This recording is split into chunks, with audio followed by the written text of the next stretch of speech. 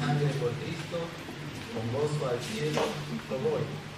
Librado por gracia infinita, ya sé que su Hijo yo soy. Para todos los hemos presentes aquí de esta seguridad, bendita seguridad. Cantemos entonces con gozo este himno comprado con sangre por Cristo.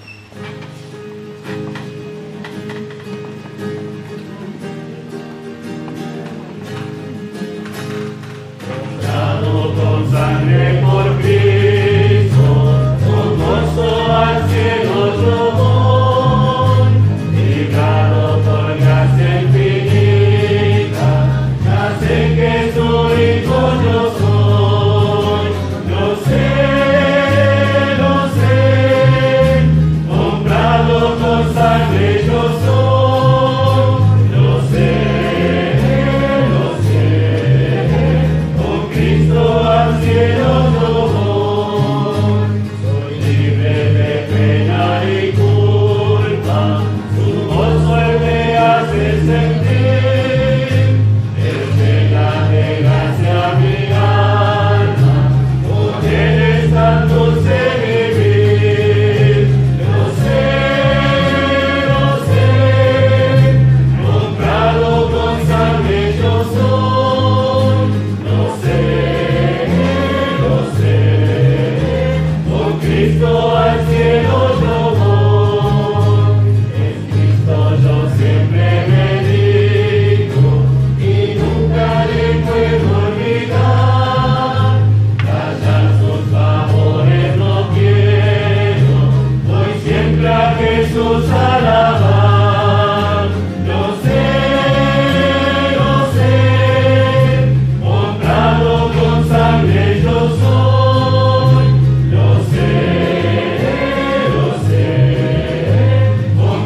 Al cielo yo voy, seguro sé que la belleza del gran rey yo voy a mirar, ahora me guarda y me guía, y siempre me quiere ayudar, lo sé,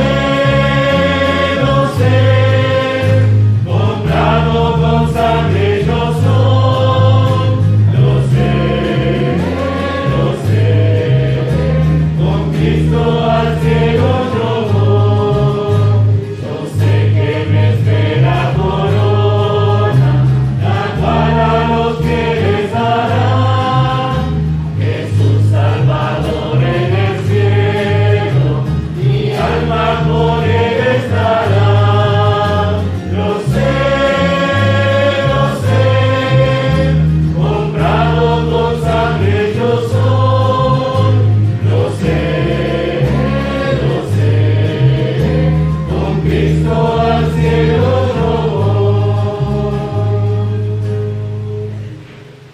Vamos a tener un tiempo de oración, hermanos. Tenemos, Padre Celestial, gracias Señor, porque es en Cristo que nosotros hallamos nuestra seguridad, es en tu palabra que permanece para siempre. Muchas gracias porque no miras nuestras iniquidades, sino que miras la preciosa sangre de Cristo que fue derramada en aquella cruz por tu pueblo, por cada uno de nosotros.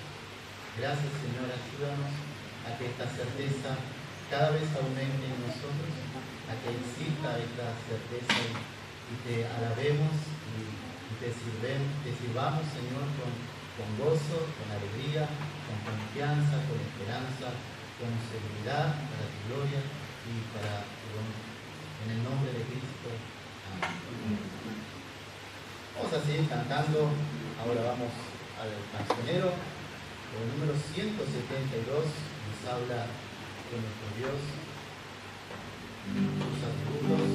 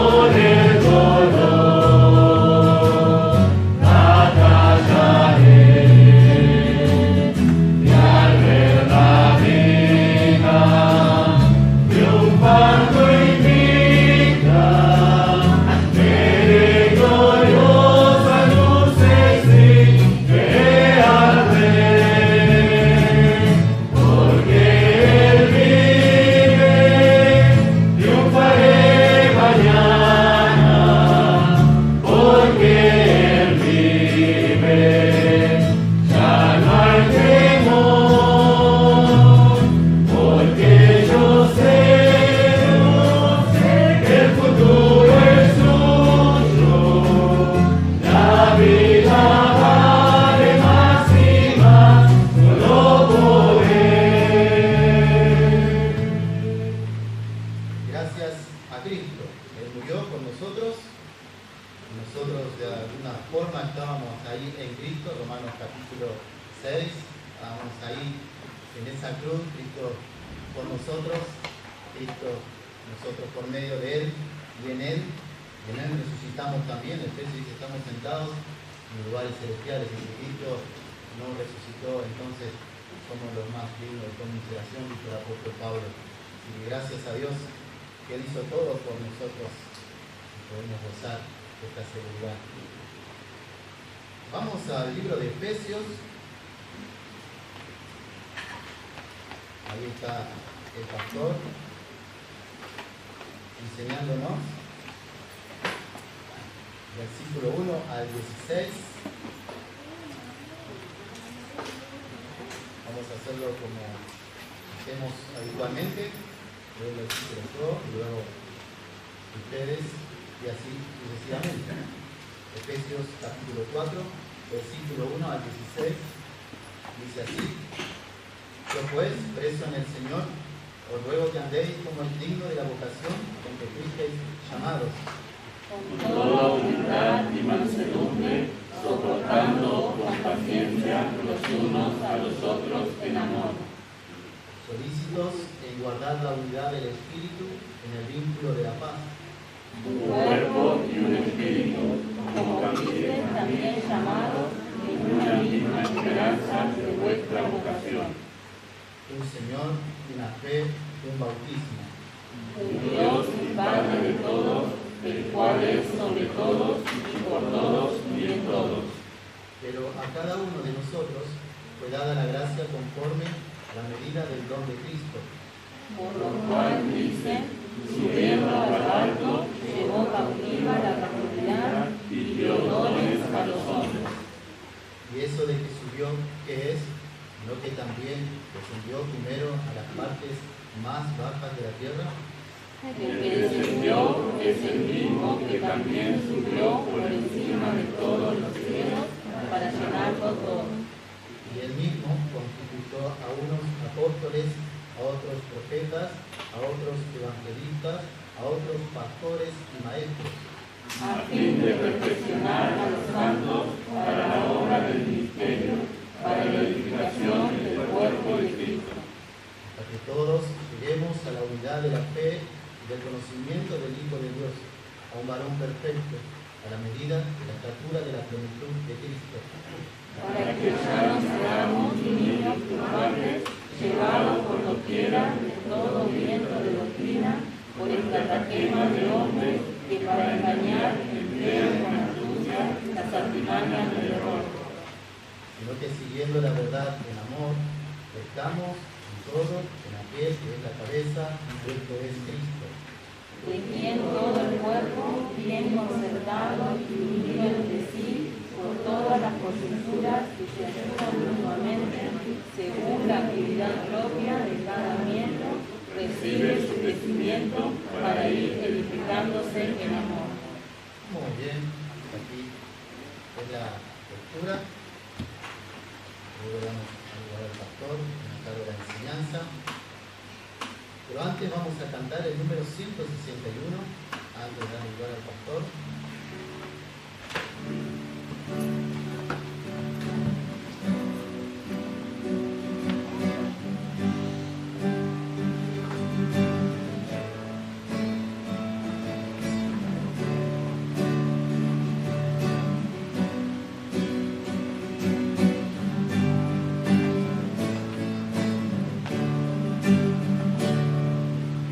Es el Santo Dios.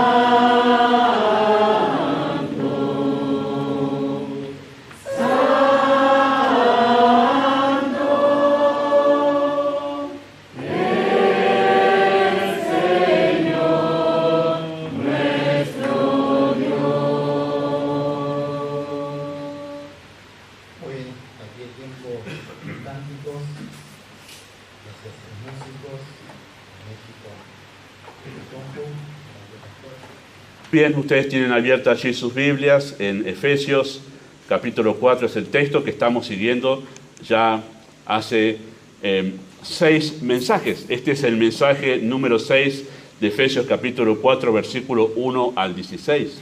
Y Dios mediante quedará uno más, o quizá 2. Voy a tratar de que entre en uno más el cierre de este pasaje, ¿no? Y está la posibilidad, al ir llegando justamente a este mensaje número 6, el 6º mensaje de este pasaje, cabe la posibilidad de que nos hayamos olvidado el propósito de estos 16 versos. O sea, el por qué Pablo los escribió. Ese es el propósito. Porque nosotros vamos detalle por detalle y a veces como nos enfocamos solo en un texto en cada sermón, es posible que olvidemos de por qué se escribieron esos 16 versículos. Que en conjunto los 16 versos conforman una unidad de pensamiento. ¿Qué quiere decir eso? Que cada versículo forma parte de un solo tema. No son distintos temas cada versículo, sino todos los versículos fueron escritos para hablar de un solo tema. Pablo escribió Efesios, capítulo 4, versículo 1 al 16, con el propósito de exhortar a los creyentes a guardar la relación con la iglesia local. Eso fue lo que nosotros comenzamos viendo justamente desde el capítulo 4, versículo 1, cuando dice: yo pues, preso en el Señor, os ruego que andéis como es digno de la vocación con que fuisteis llamados, con toda humildad y mansedumbre, soportándoos con paciencia los unos a los otros en amor, solícitos en guardar la unidad del Espíritu, cosa que ya hemos enseñado y explicado aquí desde este púlpito. Así que Pablo escribió esto para animar a los creyentes en Éfeso a que ellos guarden una relación estrecha con los demás creyentes, pero en el contexto de una iglesia local. Eso es muy importante porque nosotros podemos tener relación con otros creyentes, juntarnos a tomar un café o tomar un helado, tener charla íntima con otros creyentes, pero si no es en el contexto de una iglesia local, eso puede tener su beneficio, pero pierde mucho del propósito por el cual Dios creó la iglesia. No es lo mismo tener una relación íntima de amistad y de comunión con creyentes solos en casa o en algún café o en alguna heladería. No es lo mismo que tener la comunión y la relación con los demás creyentes en el contexto de una iglesia local. Por eso me han escuchado, y gracias por aguantar mis repeticiones, en el contexto de una iglesia local. En el contexto de una iglesia local, porque todo lo que Pablo dice aquí se da en el contexto de una iglesia, creyentes congregados en un lugar.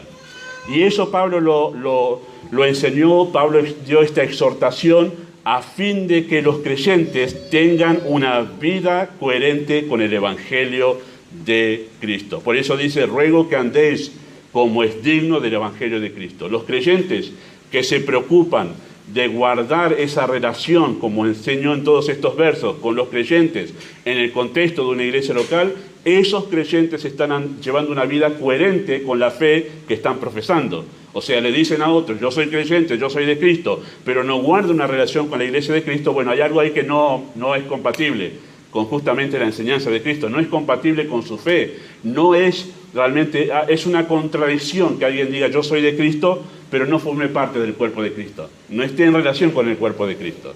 Así que Pablo dice: esto es con el fin de que tengan una vida coherente con el Evangelio, justamente que ustedes dicen creer. Entonces,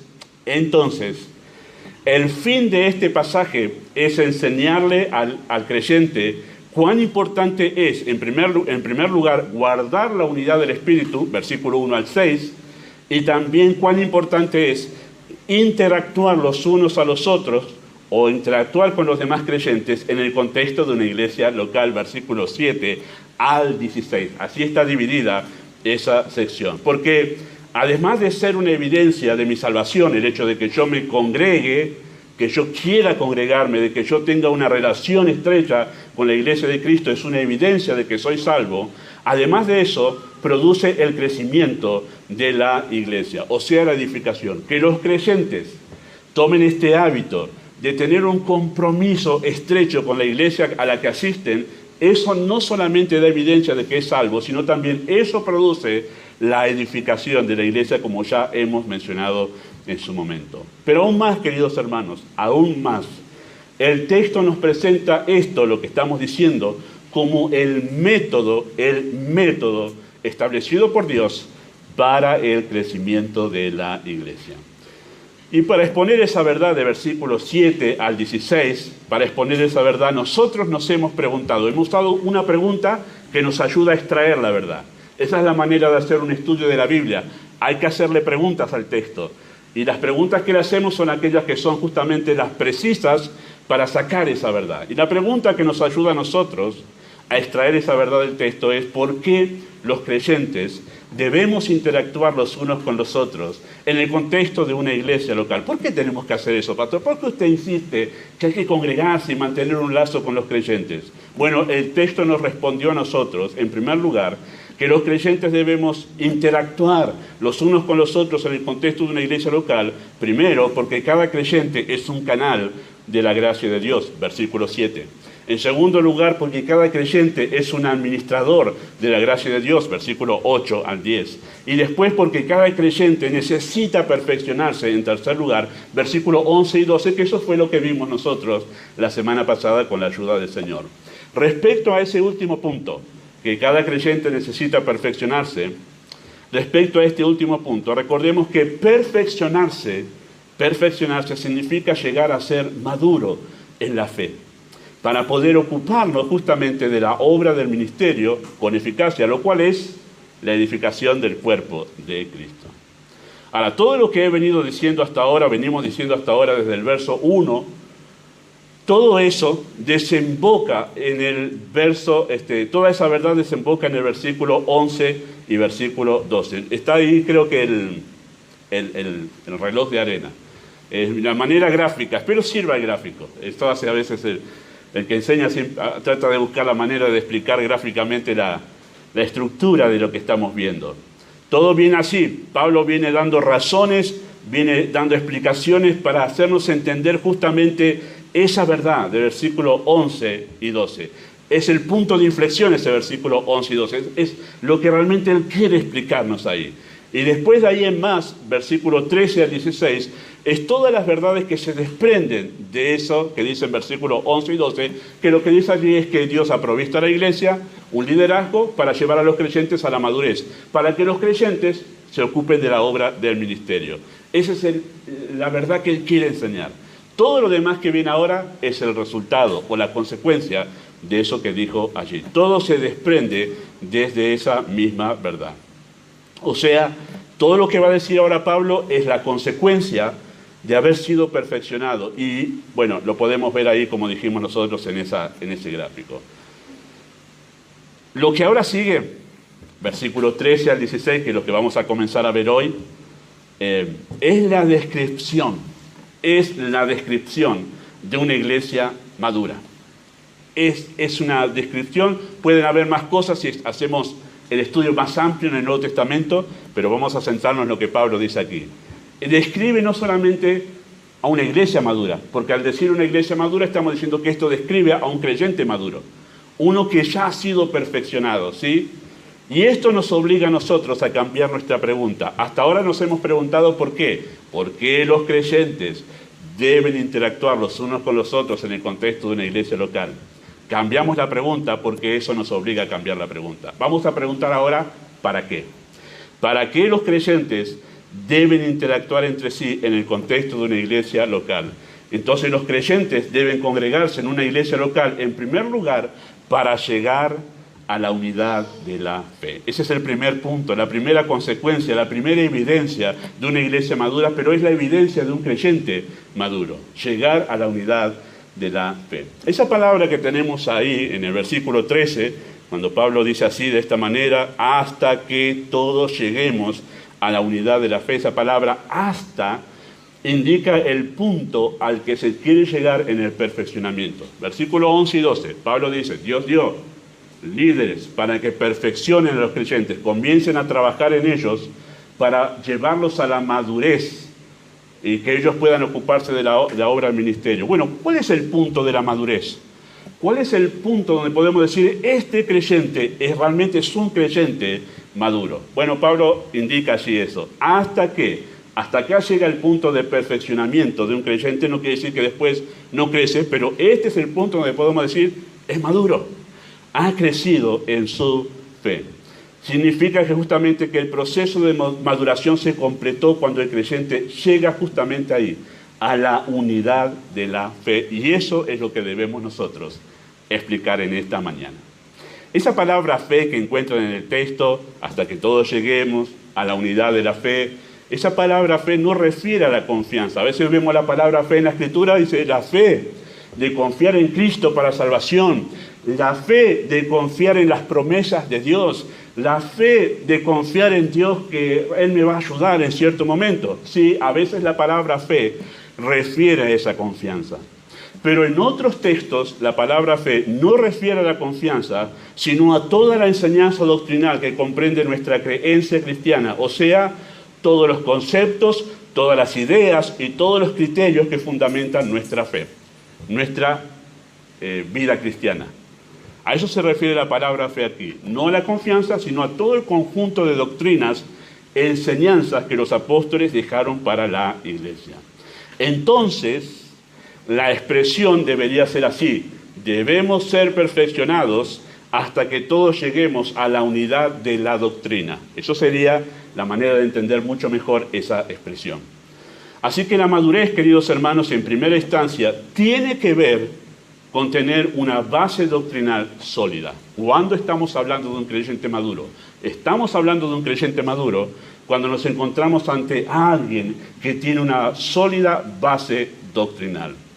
Tener una sólida base doctrinal, queridos hermanos, consiste en incorporar en nuestra forma de pensar criterios, pensamientos, ideas, conceptos y filosofías fundadas en las doctrinas de la Biblia.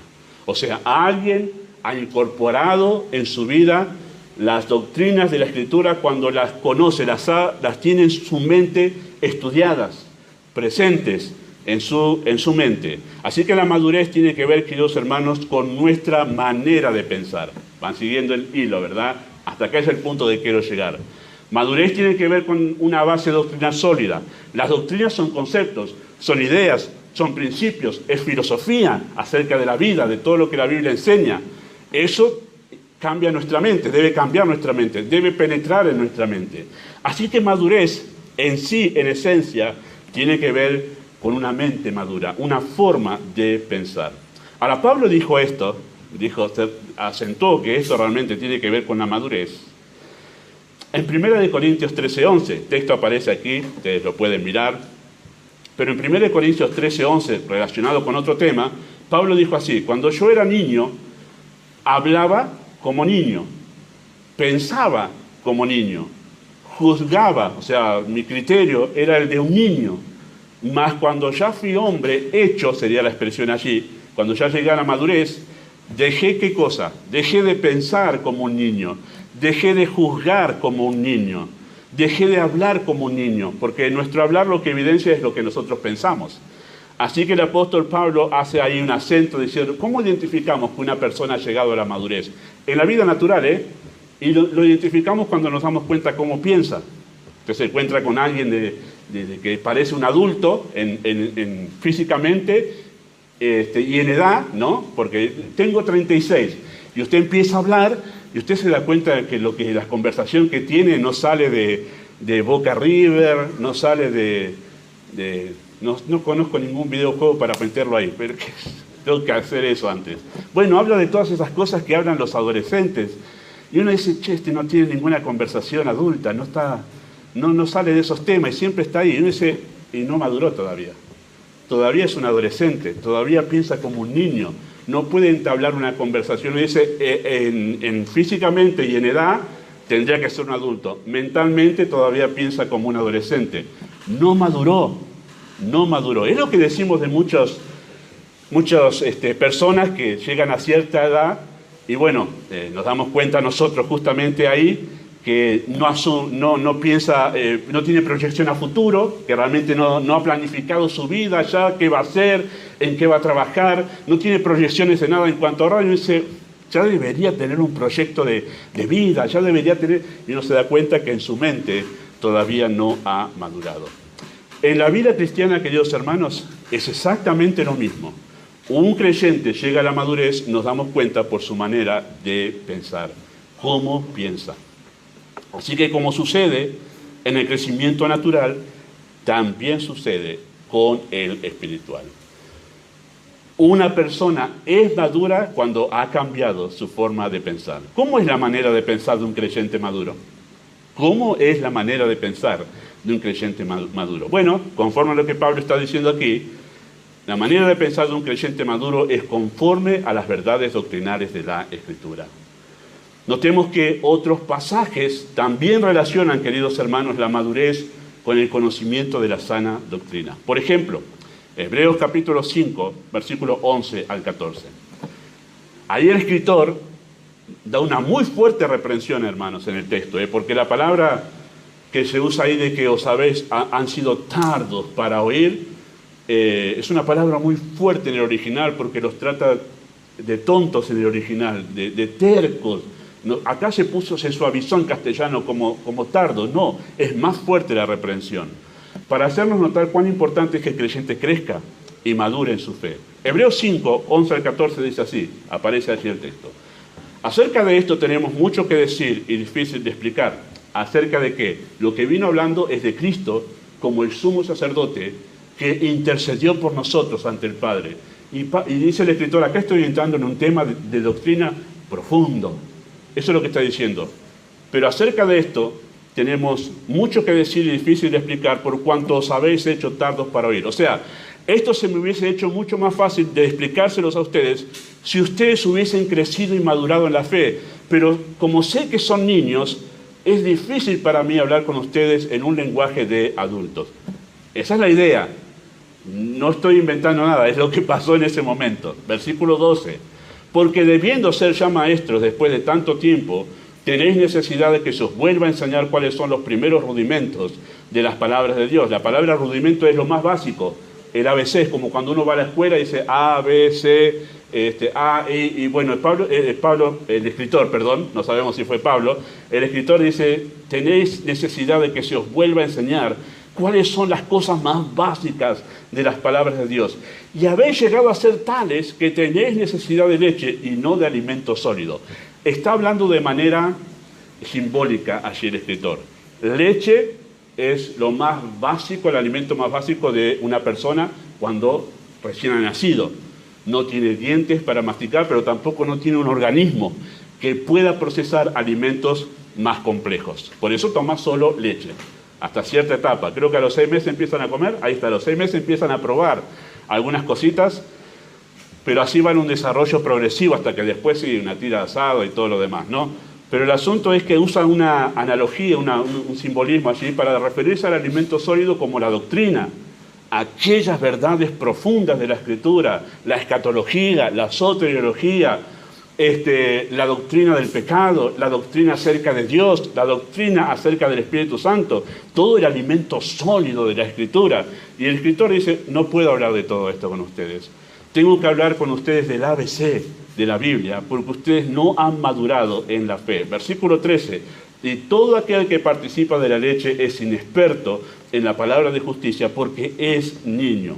Porque el alimento sólido, la doctrina, el entendimiento profundo de la verdad de Dios, es para los que han alcanzado, ¿qué cosa? Madurez. Para los que por ¿el uso de qué? El uso de la Escritura. Esa palabra uso ahí en el griego es la palabra gimnasia. Es la que usamos nosotros, alguien que se está ejercitando todos los días. Los que tienen la gimnasia ya de estar usando la Biblia, estudiándola, meditándola, escuchando aquí y allá para ver qué significa el pasaje. Para ellos que tienen esa gimnasia y que por haber estado en esa gimnasia tienen los sentidos ejercitados en el discernimiento del bien y del mal. Hay mucho ahí para explicar. Esa es la ventaja de estudiar doctrina. El creyente inmediatamente en su mente sabe distinguir el error del engaño, el error de la verdad, así fácilmente. ¿Por qué? Es como cuando uno está, alguna persona, no yo, pero alguna persona está, pero re atlética. Entonces tiene que subir la escalera de la estación del tren en Temperley, por ejemplo, y sigue con la misma respiración. Y uno que no está con esa gimnasia, llega al tercer escalón y momento que tomo aire. No tiene esa destreza. Bueno, es la misma analogía acá. Mentalmente los creyentes que no profundizan en las doctrinas de la Biblia son fácilmente llevados por el engaño y por el error y constantemente, esto es así hermanos, constantemente están tomando malas decisiones. Bueno, estoy yéndome a la aplicación ya antes de seguir con la explicación. Pero notemos cómo el texto, este pasaje también relaciona madurez con conocimiento doctrinal. Y noten lo que Pablo dice también en 1 Corintios capítulo 3, versículos 1 y 2. Está allí también el texto. También es una carta donde hay una muy fuerte reprensión por la inmadurez de esta iglesia. 1 Corintios 3, 1 y 2. De manera que yo, hermanos, aquí sí es Pablo, no puedo hablaros como espirituales. ¿Usted se imagina esto? Piense un momento esta carta a usted, que le llega a usted, no a la iglesia de Corintios, a los corintios, ¿verdad? Ellos lejanos en el tiempo y en el lugar, sino que le llega a usted, escrita por el pastor Gustavo. Entonces dice, hermano, la verdad que no puedo hablarte como espiritual. ¡Pah! Se le cae el alma a la tierra, ¿no? ¿Cómo no me puede hablar como espiritual? Sino como a carnal, como a niño en Cristo. Esto le estaba escribiendo Pablo a la iglesia que tanto amaba. Porque en el comienzo de la carta él expresa todo su amor para con esta iglesia. Pero aún así les tiene que llamar la atención y les dice, ustedes son niños en Cristo.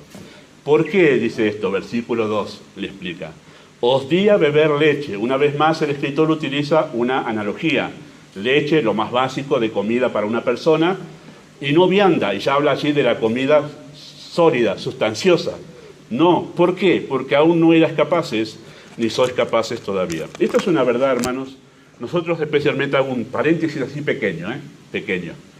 Pero nosotros debemos tener cuidado, los que tenemos conocimiento de doctrinas profundas en la Escritura, de que hay temas que hay que callar con algunos creyentes porque no están todavía preparados, no tienen un estómago preparado para digerir esos temas. Y debemos nosotros bajar hasta ese lugar. Un pastor solía ejemplificarlo así. A veces, y pasa desde el púlpito a veces, me pasa a mí, pero parece que prepara el predicador un pan tan grande, tan lleno de tantas verdades, que es tan grande que la iglesia no se lo puede comer. Sin embargo, tiene que hacer el pastor es cortar de a poquito ese pan y darlo, domingo tras domingo, de a poquito, porque a veces la iglesia no está preparada para recibir verdades profundas. Bueno, así en el trato también personal con otros debemos discernir a quiénes debemos hablar sobre ciertos temas y si no llega a ese tema, hablarle sobre otros que estén a su alcance para que lo pueda masticar y sacar provecho. Cierro el paréntesis. Así que la Escritura, queridos hermanos, nos muestra que el conocimiento doctrinal no solo es para aquellos que enseñan o que están más comprometidos con el Señor, sino también para todos los que son salvos por la fe. ¿Por qué? Porque en el verso 13, Pablo comienza diciendo, hasta que todos lleguemos a la unidad de la fe. Pero pastor, no, lo de doctrina, yo sé que el pastor tiene que estar obligado, su trabajo, doctrina, y tiene que estudiar siempre. Bueno, el maestro de la escuela dominical, y si no tanto como el pastor, pero un poquito más de doctrina.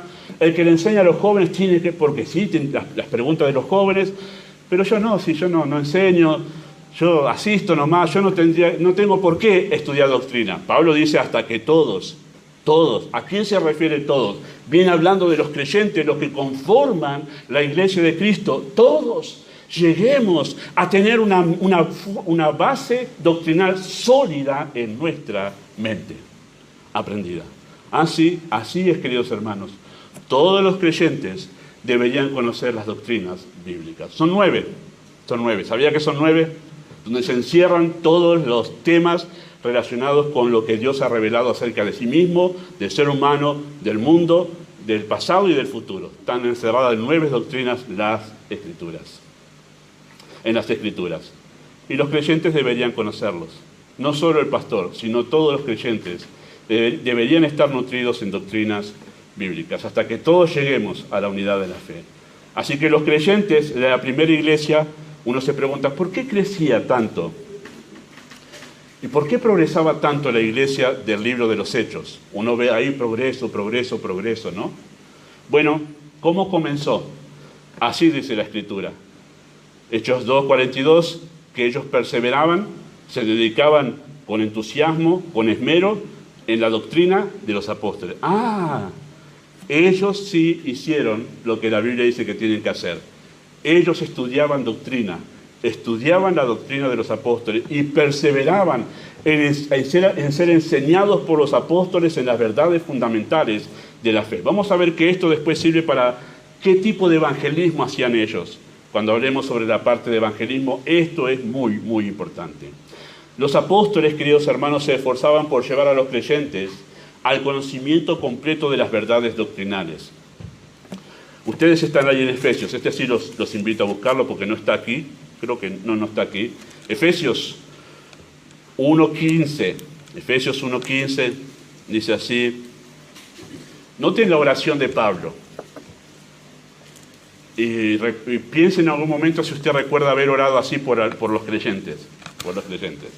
Dice así, Efesios 1:15, por esta causa, también yo, habiendo oído de vuestra fe en el Señor Jesús, de vuestro amor para con todos los santos, no ceso de dar gracias por vosotros, haciendo memoria de vosotros en mis oraciones. ¿Para qué?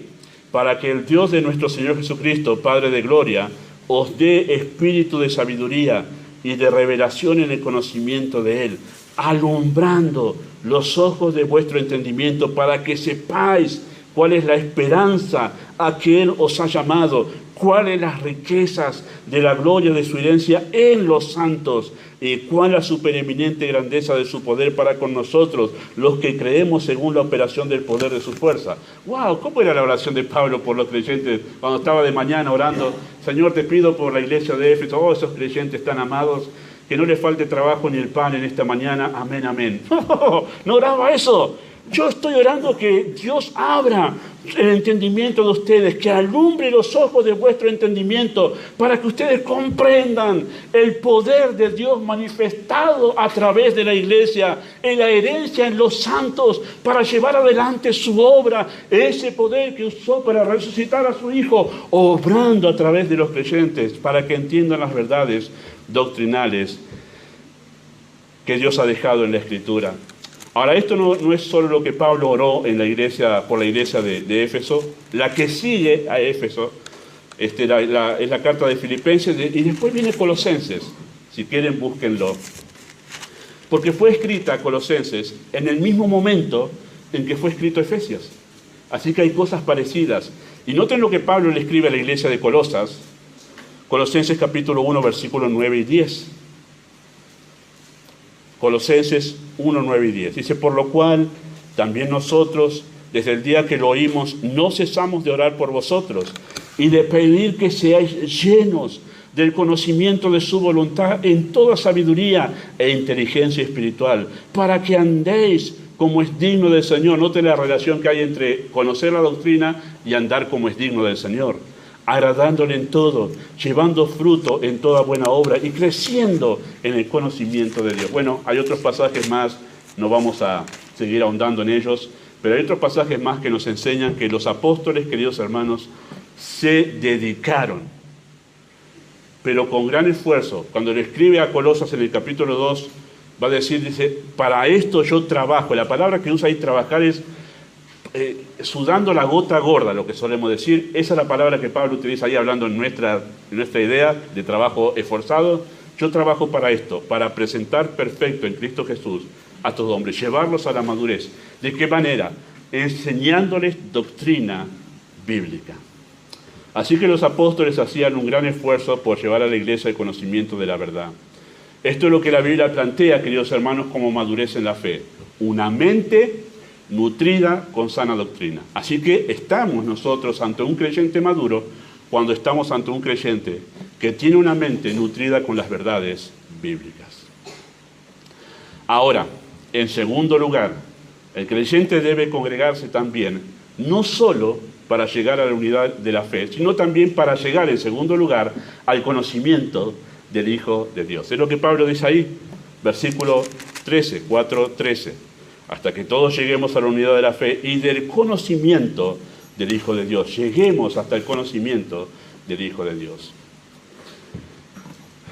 Estos son los problemas que a veces hay con el tema de las traducciones de un idioma a otro. Ustedes saben que a veces alguien que traduce del inglés al castellano duda. Me pasa cuando hay conversaciones con los pastores en Zoom o eso, y el único que sabe que no sabe inglés soy yo. Alguien tiene que estar traduciendo. Y dice, no hay una palabra en castellano para lo que querés decir. Entonces, bueno, ya está, déjalo ahí nomás. Pasa así. Esta es una de esas palabras que viene del griego, esa palabra conocimiento que está en este versículo, que no tenemos una igual en castellano. Y por eso a veces parece conocimiento traducido en nuestras Biblias, y parece que es la misma palabra, pero son diferentes. Incluso es diferente que la que está en Colosas, en la carta a Colosenses. Pero esa palabra conocimiento, el conocimiento del Hijo de Dios, en el idioma original esa palabra indica una relación con el objeto conocido. Es la palabra gnosis, de conocimiento, pero tiene un prefijo que la intensifica y que nos lleva a entender que realmente la persona que está conociendo el objeto empieza a entrar en una relación con eso que está conociendo. No es meramente saber algo, sino es un saber que influye en mi vida, afecta mi vida, me lleva a mí a experimentar un cambio. Por ejemplo, espero que mis ilustraciones sirvan. Pero, por ejemplo, la mayoría de las personas tenemos conocimiento matemático, ¿no? Sabemos que 2 más 2 es 4. Por favor, no contestaron, pero así que voy a estar dudando. De mí, capaz. 4. Pero saber que 2 más 2 es 4, hermanos, eso no cambia para nada nuestras vidas. Bueno, en algunos casos sí, si va a comprar, ¿no? pero no influye en mi estilo de vida saber que 2 más 2 es 4. La mayoría de las personas conoce algo o conocemos algo acerca de la historia de San Martín, que libertó Argentina, Chile y Perú. Nos enseñan eso en la escuela. Pero saber eso no es un conocimiento que determine nuestro estilo de vida. No es que cambió toda mi vida ahora que ya conozco que San Martín es el padre de la patria. No cambia nada. Es un conocimiento simplemente que tengo en mi mente. Ahora sé cómo se formó nuestra nación. Pero no cambia mi vida. En nuestro texto, Pablo habla de un conocimiento acerca de Cristo que influye en nuestra forma de vivir, afectando nuestra mente, nuestras emociones y nuestra voluntad. Voy a usar un ejemplo que lo pensé y dije, no es el más acertado, pero es el único que viene a mi pobre mente. Pero es como cuando alguien dice, un esposo le dice a su esposa, ¿no? Suele aparecer eso. Desde el día que te conocí, mi vida cambió completamente. Se suele usar esa frase, ¿no? Se suele usar. O la esposa le dice al esposo, ¿no? No, desde el día que te conocí, mi vida cambió. ¿Qué está diciendo? El día que supe que te llamabas Juanita, que tu número de documento... No está hablando de ese tipo de conocimiento. Está hablando de un conocimiento más íntimo, más personal, y que tiene que ver que ese conocimiento influyó en mí, cambió mis sentimientos, mis metas en la vida, mi proyección a futuro, cambió todo. A ese tipo de conocimiento se está refiriendo el texto aquí. Hemos llegado a la madurez, queridos hermanos, cuando el conocimiento doctrinal influye en nuestros criterios, nuestras ideas, nuestros conceptos y nuestras determinaciones. O sea que hemos madurado cuando el conocimiento de la doctrina bíblica determina nuestra filosofía de vida. Es una cosa que yo sepa de soteriología, que es la doctrina de la salvación. Cristo murió por mí en la cruz, yo soy pecador, Dios es justo, y si yo creo en él soy salvo. Eso es una cosa que yo puedo repetir mentalmente. Pero otra cosa es que eso realmente haya influenciado en mi vida. Que esa sea la verdad que ha cambiado completamente mi vida. Que yo diga, desde el día que yo entendí, desde el día que yo supe, solemos decir conocí al Señor, ¿no? Desde el día que conocí, ¿de qué conocimiento está hablando? Ese día que mis ojos fueron abiertos y comprendí esa verdad, ya no en mi mente, sino en mi corazón, eso cambió completamente mi vida. A ese conocimiento nos estamos refiriendo. A ese conocimiento se refiere Pablo aquí. El conocimiento del Hijo de Dios, esa verdad doctrinal que me ha llevado a mí a establecer una relación con Cristo. Ya no es solamente Cristo el personaje histórico, ahora es Cristo la persona que influenció en mi vida y me cambió completamente. Es un antes y un después de haberle conocido a Él. Esa es la palabra que Pablo está utilizando aquí. Un creyente maduro, queridos hermanos, determina su vida familiar su relación conyugal, la crianza de los hijos, su vida laboral, sus relaciones sociales y su vida cívica en base a las doctrinas de la fe. Eso es llegar al conocimiento del Hijo de Dios. Eso es llegar a tener un conocimiento, pero un conocimiento no solo intelectual, sino un conocimiento que afecta a mi vida. Conozco ahora sobre la doctrina del pecado, digo yo. Entonces entiendo ahora mucho más que la codicia es pecado. Pero una cosa es que yo sepa que codiciar es pecado, pero otra cosa es que ese conocimiento ahora me lleve a mí a darme cuenta que estoy haciendo mal al codiciar el coche de mi vecino, al codiciar la esposa de mi vecino, al codiciar el dinero de otro. Y yo siento una compunción en mi corazón, me siento compungido en mi corazón por estar haciendo eso. Eso es muy diferente al conocimiento. Sí, yo sé que eso es pecado, sí, yo sé que eso es mal, pero distinto es cuando eso llega al corazón y determina mi comportamiento, determina mi conducta. Esa es la idea, al conocimiento, la relación, afecta ahora mi relación que tengo con el Hijo de Dios. Así que Pablo habló de este tipo de conocimiento, queridos hermanos, con estas palabras en la carta a los Filipenses. El texto aparece, creo que aparece allí. Dice, pero cuantas cosas eran para mi ganancia, las he estimado como pérdida por amor de Cristo. Y ciertamente aún estimo todas las cosas como pérdida por la excelencia del conocimiento de Cristo Jesús, mi Señor, por amor del cual lo he perdido todo y lo tengo por basura para ganar a Cristo. Creo que esta es la mejor expresión de esa palabra que tenemos ahí en Efesios. Esta es la mejor expresión. Pablo dice, yo estimo como poco, he desecho incluso todas las cosas por el conocimiento de Cristo Jesús. ¿A qué se está refiriendo el conocimiento de Cristo? ¿Simplemente saber intelectualmente más? No, sino ese conocimiento que me lleva a mí a hacer una relación más estrecha, más profunda con Cristo. A eso se está refiriendo el texto aquí. A eso que Pablo expresó en Filipenses. Dice, estimo todas las cosas como pérdida por la excelencia del conocimiento de Cristo Jesús, mi Señor, por el cual lo he perdido todo y lo tengo por basura para ganar a Cristo. ¿Ganar qué de Cristo? Ganar ese conocimiento aún más profundo para establecer una relación más profunda con Él. Por eso, queridos hermanos, da un gozo enorme ver esos creyentes que son maduros y que se dedican a escuchar la enseñanza de la verdad, dice, y se deleitan. No sabía esto del Señor, no conocía esto de Cristo hasta ahora. Y uno los ve que se van con algo más estrecho en su relación con Cristo que simplemente meramente un conocimiento intelectual. Es un conocimiento relacional. Me lleva a establecer una relación que afecta justamente mi vida. Y esto uno lo puede notar claramente, hermanos, entre aquellos religiosos que solamente tienen un conocimiento intelectual de todas estas verdades y que las pueden repetir así al pie de la letra. Sin embargo, uno ve que sus vidas para nada está siendo afectada por toda esa verdad. Para nada está siendo afectada sus vidas por esas verdades que suelen decir hasta de memoria, pero sus vidas no se ve para nada reflejado. No han llegado a este punto que Pablo dice, el conocimiento del Hijo de Dios. Así que el creyente ha madurado cuando el conocimiento intelectual de la verdad pasa a ser un conocimiento relacional. Esto significa que él es afectado por la verdad que conoce y se vuelve significativa y viva para él. Es una realidad con la que él convive a diario. Está pensando. Este es un creyente maduro. Se levanta, está pensando en su trabajo, está orando al Señor, Señor, que hoy pueda conducirme en el trabajo de tal manera que pueda glorificar tu nombre. Guárdame de mentir, guárdame de engañar a mi patrón, guárdame de robarle tiempo a mi patrón, de estar en oculto de él.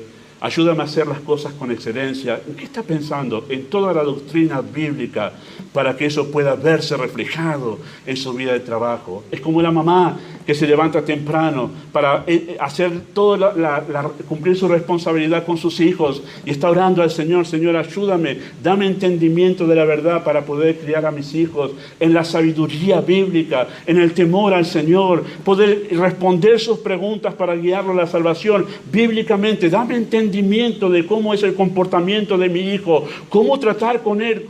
¿Qué está pensando? Está pensando en la doctrina. Está pensando en la doctrina. Así son los creyentes maduros, han incorporado esa doctrina intelectual, las han llevado a sus corazones y eso determina todo lo que hacen en sus vidas. Ahora, queridos hermanos, en tercer lugar, los creyentes deben congregarse no solo para llegar a la unidad de la fe y no solo para llegar al conocimiento del Hijo de Dios, sino también deben congregarse para llegar a la medida de la estatura de la plenitud de Cristo. Eso es un creyente maduro. Eso es un creyente maduro. Lo importante para entender esa expresión, ¿qué es lo que hay que buscarle el significado en primer lugar? Bueno, a la expresión la plenitud de Cristo. Si sabemos a qué se refiere con la plenitud de Cristo, podemos interpretar lo que dijo antes. Y esa expresión en este pasaje, ¿sí? Le hablo a los teólogos presentes aquí. Esa expresión, la plenitud de Cristo, en este pasaje, porque van a encontrar la plenitud de Cristo en otros pasajes y el contexto nos da otro significado. En este pasaje, la expresión la plenitud de Cristo refiere a su estado de madurez como ser humano, o sea, al estado de Cristo como ser humano adulto. A eso se refiere el texto. ¿Qué nos hace entender justamente esto? Bueno, lo que Pablo dijo primero, noten allí versículo 13, hasta que todos lleguemos a la unidad de la fe, el conocimiento del Hijo de Dios, a un varón perfecto. ¿A qué se refiere con un varón perfecto? Y las mujeres dicen, pero entonces no está hablando de mí, pastor, dice un varón, yo soy mujer. Bueno, no, es una expresión de Pablo para identificar a toda persona. O sea, si lo cambiamos a nuestra forma de hablar hoy, es así lo que diría. Hasta que todos lleguemos a la unidad de la fe, del conocimiento del Hijo de Dios, a ser una persona madura. Esa sería la traducción de esa expresión, un varón perfecto. Y como está hablando ahí de llegar a ser una persona adulta, madura, completa, entonces cuando habla de la plenitud de Cristo, esa palabra plenitud significa simplemente ser completo. Está hablando de Cristo en su humanidad siendo un hombre adulto. A eso se refiere allí. Así que Pablo dice, queridos hermanos, que debemos ser perfeccionados, venimos desde allí, hasta llegar a ser un varón maduro, una persona adulta, refiriéndose justamente a eso, que ha completado los ciclos de maduración y ha llegado al punto de ser considerado un adulto. Ahora, recordemos nosotros esto, queridos hermanos. Recordemos que Cristo en su humanidad fue sometido al proceso de maduración al que todo ser humano es sujeto. Lucas 2, si ustedes se acuerdan de ese texto, no lo vamos a buscar, pero Lucas 2 nos dice que él crecía, estaba con sus padres, Cristo a los 12 años, y él crecía en estatura, en sabiduría, en gracia para con Dios y en gracia para con los hombres. ¿En qué crecía? Crecía biológicamente, su cuerpo, crecía intelectualmente, su mente, crecía en su vida espiritual, en su relación con Dios. Él empezó a crecer en esa relación con su Padre, como nosotros crecemos en nuestra vida espiritual, y él empezó a crecer también en la vida social, en la gracia para con los otros, relacionarse con las demás personas. Así como nosotros pasamos por ese proceso, no es que nacemos y ya somos adultos de 35 años, listo, no, entramos en un proceso progresivo y paulatino hasta llegar a ser personas adultas. Es lo que se debería dar. No siempre se da así. 35 años y a veces no se da ese proceso. Pero es lo que debería suceder. En Cristo eso se completó. En Cristo eso se completó. Así fue en la vida de Cristo hasta que llegó a ser un hombre adulto y maduro. El Cristo adulto, me van siguiendo, ¿verdad? No se están durmiendo, ¿verdad? El Cristo adulto establece la medida de la estatura a la que debemos llegar en la fe. Eso es lo que está diciendo Pablo. ¿Cuál es la meta en la madurez, pastor? ¿A qué se refiere? ¿Hasta cuándo hay que perfeccionar a alguien? O sea, trabajar hasta que llegue a su madurez. El Cristo adulto que encontramos en los evangelios, el registro del Cristo adulto, es la medida de la estatura a la que nosotros debemos llegar. Esa es la idea de este texto. Quizá esta sea la razón, o una de las razones, quizá, acentúo, quizá, ¿sí? Una de las razones por la cual los evangelios registran solo ¿qué de Cristo? Su vida adulta. No se habla del Cristo niño, solamente un solo pasaje que es Lucas 2:52. Lo demás no hay más que después del nacimiento. ¿Qué pasó con Cristo a los 8 años? No nos dicen los evangelios. La historia bíblica no lo registra. ¿Qué pasó con Cristo a los 17 años? Cuando ya era un hombre trabajador y que evidentemente tenía que ocuparse de sostener a su mamá porque su papá había fallecido. ¿Qué pasó con Cristo a los 22? No nos dice nada la Biblia acerca de esto. Pero sí está el registro de Cristo en su vida adulta. Un hombre ya hecho, que llegó a la plenitud. Quizá, hermanos, y vuelvo a acentuar, quizá esta sea la razón por la cual los evangelios registran la vida adulta de Cristo, para presentarnos un modelo a nosotros de qué significa ser un creyente maduro, cómo se comporta un creyente maduro. Y ahí tenemos los evangelios. Pedro dice, Él nos dejó pisadas para que hagamos como Él ha hecho, para que sigamos sus pisadas y nos comportemos como Él se ha comportado. Ahí tenemos nosotros el reflejo, el cuadro, la medida de la estatura de lo que significa ser maduro en la fe. Oh, pastor, yo pensaba que era ser como usted, llegar a ser como el pastor. Capaz no lo pensó, pero... Oh, yo pensaba que era ser como el maestro de la escuela. No, la medida de la madurez a la que debe llegar un creyente es Cristo, el hombre adulto. Y ahí tenemos nosotros eso en la Escritura. El Cristo adulto es la figura que debemos tomar como la medida para saber lo que significa ser un adulto en la fe. Así que cada vez que los apóstoles plantean, queridos hermanos, la idea de ser semejantes a Cristo como la meta del crecimiento del creyente, siempre lo hacen en el sentido de ser semejantes a Él en su carácter.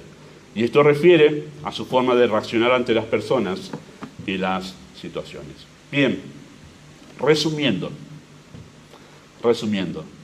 ser perfeccionados, o sea, ser llevados a la madurez, significa llegar a ser semejantes a Cristo por medio del conocimiento de la sana doctrina. ¿Cómo llego a ser semejante a Cristo, pastor? Por medio del conocimiento de la sana doctrina. Esa es la idea de este pasaje. No se me ocurre a mí, es lo que el texto dice. Ahora vamos a hacer algunas reflexiones finales a la luz de esta verdad que hemos visto nosotros recién. Algunas reflexiones finales. En primer lugar, vamos a decir que el crecimiento y la edificación de la iglesia está enfocado en el crecimiento de la vida espiritual de los creyentes.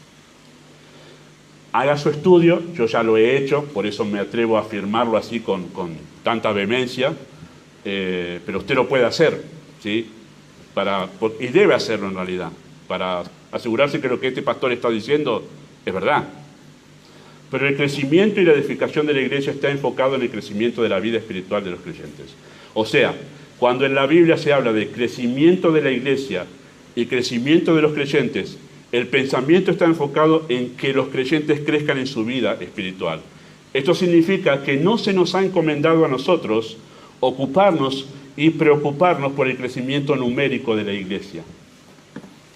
Oh, pastor, ¿cómo dice eso? Si queremos que venga más gente a la iglesia. Ah, sí, una cosa es lo que queremos y otra cosa es lo que la doctrina bíblica enseña. Ahora, hago la aclaración. ¿A usted no quiere entonces que venga más gente, pastor? No estoy diciendo eso. No ponga palabras en mí que no acabo de decir. Anhelamos que muchas personas sean salvadas por la fe, sin duda. Anhelamos ver, cuando podamos, y pase la pandemia, ver este lugar lleno, que hay lugar para 130 personas bien acomodaditos, pero 130 personas aquí. Podemos incluso abrir para allá y para allá, todavía hay lugar. Le hablo al administrador. Sería lindo. Pero la Biblia el Nuevo Testamento nunca hace un énfasis en que nos debemos preocupar como creyentes ni como pastores en el crecimiento numérico de la iglesia. No lo hay. Ni siquiera se nos da un método para ver cómo hacer crecer el número de la iglesia. No, tampoco hay. Las únicas veces que se habla sobre el crecimiento numérico de la iglesia es en el libro de los Hechos. Y la Biblia dice que Dios añadía a la iglesia los que habían de ser salvos. La palabra del Señor corría. Los creyentes vivían como debían vivir, que eso vamos a hablar en el evangelismo. Ellos vivían su vida cristiana fielmente. Se ocupaban de eso, de ser fieles al Señor en sus vidas. ¿Y qué hacía el Señor? Hacía crecer la iglesia numéricamente. Pero no se nos dio a nosotros preocuparnos por eso. La preocupación de los creyentes debe estar en crecer en su vida espiritual.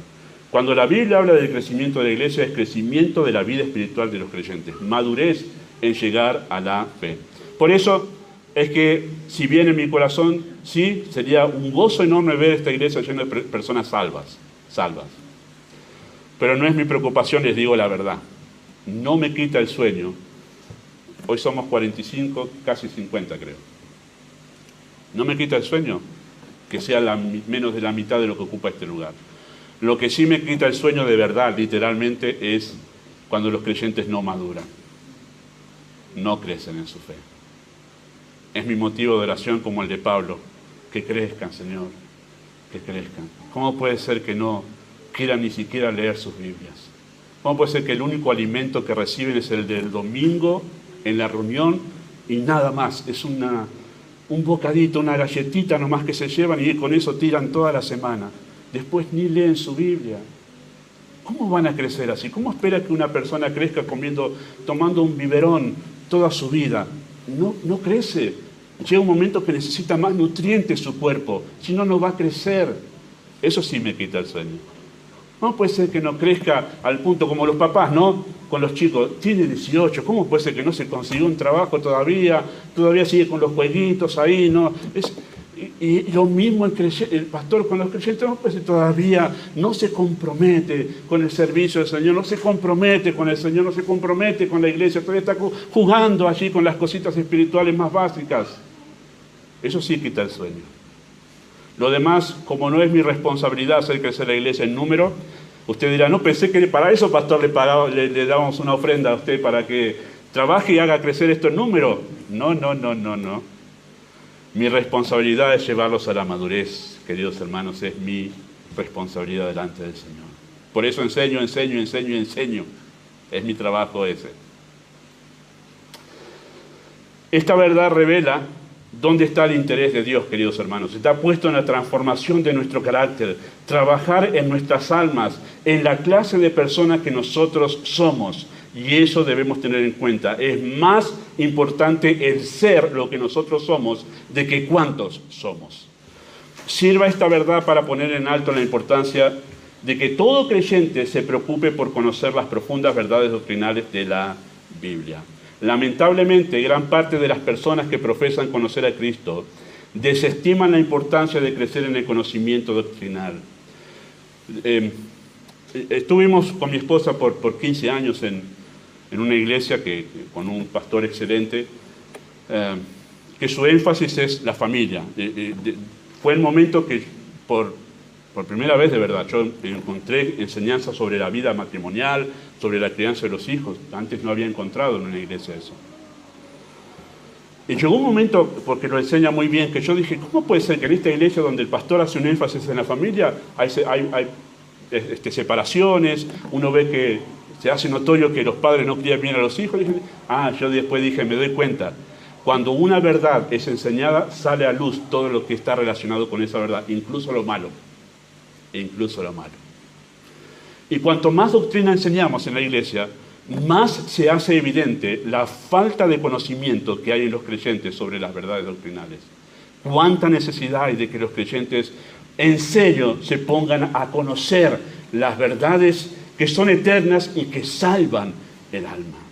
Pero gran parte del pueblo cristiano hoy en día desestima la importancia de crecer en el conocimiento doctrinal. Algunos porque desconocen cuán necesario es esto. Y eso es verdad. Le pasa a ustedes, mamás, con los chicos pequeños, ¿no? Si usted le diera a elegir a su hijo pequeño qué comen todos los días, ¿qué le va a pedir? Papa frita y milanesa algunos. Otros hamburguesa. Y otros solo helado todos los días, capaz. Gracias a Dios algunos ya lo acostumbran de chiquito con las verduras y todo eso, ¿no? Pero usted se da cuenta que nuestro gusto por la comida va cambiando con los años, ¿no? Antes no nos gustaba el rabanito, qué sé yo, y cuando somos grandes, mirá vos, porque nuestro gusto es de adulto ya, de adulto. Creo que pasa lo mismo en la vida de fe. Los que son nuevos en la fe escuchan, para mí lo más importante es todo el corazón al Señor. Yo no ando con esas cosas intrincadas de las doctrinas de la gracia, no, eso, la gente se pelea con eso. Claro, es todavía un niño en Cristo. Cuando va creciendo, empieza a gustar la doctrina, mirá vos, todo esto cómo me nutre el corazón y me lleva a estar en una mejor relación con el Señor y empieza a gustar la buena palabra de Dios. Mira, ahí va, ¿Viste lo que era las verduras asadas en la parrilla? Antes pensabas que estaba feo, ahora mirá qué nutritivo que es. Pasa lo mismo con la verdad. El creyente, por desconocimiento, por no saber cuánto lo nutre, por no saber lo bien que le hace a su vida, desecha la doctrina porque piensa que le aburre eso. Y es alimento sustancioso para el alma. Piensan que no tienen implicancias en la vida práctica, o que solo es útil si uno ha de enseñar la Biblia. Pero otros, queridos hermanos, desestiman la enseñanza doctrinal por simple pereza. Conocer doctrina es trabajoso. Es muy trabajoso. Muy, muy trabajoso. Requiere un trabajo mental muy, muy profundo. Los que han hecho terciario aquí, ¿sí? Saben lo que significa estudiar de verdad. Porque uno en la primaria estudia acorde a lo que es un niño. En la secundaria, más o menos en nuestro país. Ahí van un poco más. Pero fue el tema entre los que salen de la secundaria un terciario, que se encontraron con estudiar así, y así, y así. Y dice, ¡wow! Y tuvieron que adaptarse. En la vida espiritual pasa exactamente lo mismo, pero el creyente empieza a madurar y crecer cuando de leerse un capítulo por día, y está muy bien, hermano.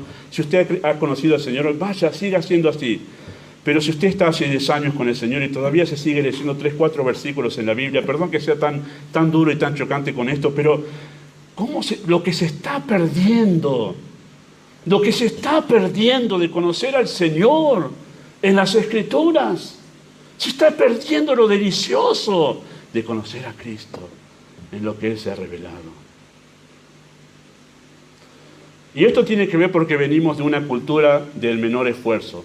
Cuando vemos que algo requiere esfuerzo en la fe, lo desechamos. No, si no es fácil, no. En otros casos, queridos hermanos, hay una resistencia a la sana doctrina, porque Pablo dijo en 2 de Timoteo 4, 1 al 4, que vendrán tiempos en que dentro del pueblo de Dios habrá personas que no soportarán la sana doctrina y buscarán escuchar fábulas, mensajes fantasiosos que presentan una vida cristiana de fantasía, donde siempre estás victorioso, sano, rico y sin ningún tipo de problemas. Hay creyentes que quieren eso, helado y alfajor todas las reuniones. No dude, pastor, léame los salmos, que ahí es donde mi alma encuentra aliento. Eso de doctrina ni lo entiendo. Claro, no quiere hacer el trabajo mental de entender, donde hay una frase con una idea, con un concepto que realmente tiene que ver con la vida misma. Eso no, pero dígame que todo lo puedo, que yo esta semana voy a, como David, vencer mis gigantes, pero no quieren conocer doctrina. Claro, y siempre están ahí, siempre están estancados en su vida espiritual en la niñez. Quieren mensajes que eleven la autoestima en lugar de confrontarlos con su pecado y su necesidad de Cristo. Un creyente maduro, queridos hermanos, será mejor. No solo para lo que tiene que ver con la iglesia, pero las esposas aquí quieren un esposo maduro en su casa, porque saben que será como Cristo en su casa. Será paciente con ellas, será esforzado, será amable, será firme en las decisiones que tomen. Claro que quieren un creyente maduro en su casa. Un creyente maduro es mejor esposo. Una creyente madura es una mejor esposa. Un creyente maduro es un mejor hijo. Es una mejor hija. Es un mejor empleado. Es un mejor patrón. Es un mejor ciudadano. Es un mejor miembro en su iglesia. Siempre ser maduro será mejor que ser un niño en Cristo. La iglesia se fortalece, crece cuando los creyentes llegan a la madurez. Pero la iglesia sufre mucho daño cuando los creyentes insisten en no crecer. ¿Tienen el síndrome de quién? Peter Pan. Nunca vi la película, jamás, pero ya me han contado de qué se trata. De alguien que nunca quiere crecer. Es un grandulón que todavía quiere ser un niño. Y pasa eso. ¿Por qué pasa eso?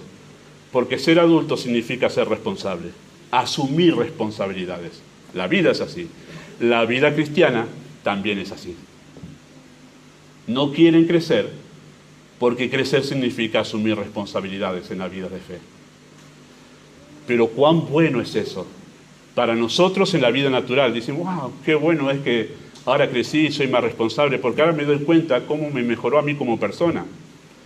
En la vida de fe es lo mismo, queridos hermanos. Cuando tú creces en la fe asumiendo responsabilidades de tu vida cristiana, wow, mirá vos. Yo voy a decir esto para finalizar, ya que termino, les digo de verdad, no estoy acolchando nada acá, suavizando nada, de verdad termino con esto. Muchos de los problemas que tenemos los creyentes se solucionarían enseguida si madurasen en la fe. Porque muchos de los problemas que los creyentes toman como problemas no son más que situaciones ilusorias porque son inmaduros. Para un niño se le vino el mundo abajo si rompió una planta en la casa y se asusta. Nosotros sabemos que es una cosa sin realmente mucha trascendencia. Se rompió una planta y ya está. La reponemos.